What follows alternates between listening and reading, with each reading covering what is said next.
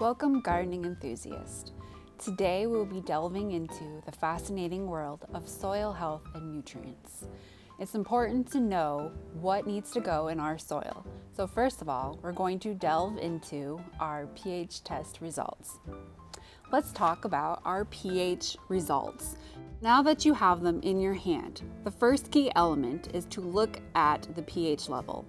pH measures acidity or alkalinity on a scale of 0 to 14, with 7 being neutral. Here's a pH chart.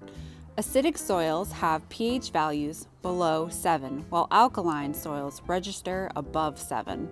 Most plants thrive in slightly acidic to neutral soils around 6 to 7.5. pH matters because it affects microbial activity, nutrient availability, and even the solubility of minerals. Proper pH ensures trees can access the nutrients they need for healthy growth.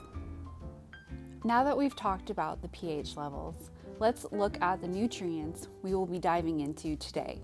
We will also have a list of everything we are using in this video on our website and the description of the video.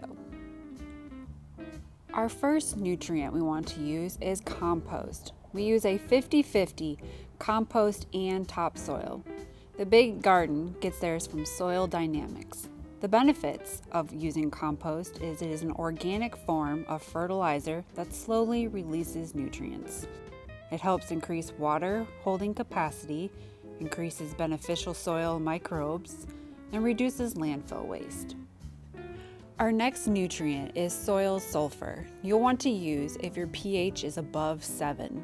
The benefits: plants need it to make enzymes, proteins, and amino acids, fundamental building blocks for their healthy development and growth.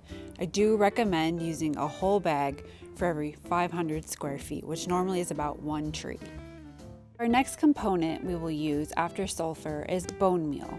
We will use bone meal if we are low in phosphorus.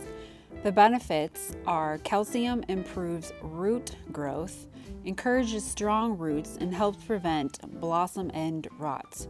I use between half to a whole cup per tree. Our last nutrient we will use is Mycorrhizal Fungus for root growth and tree acclimation. The benefits are it collects water and nutrients from the soil to pass them along to the tree. I normally use about 1 tablespoon.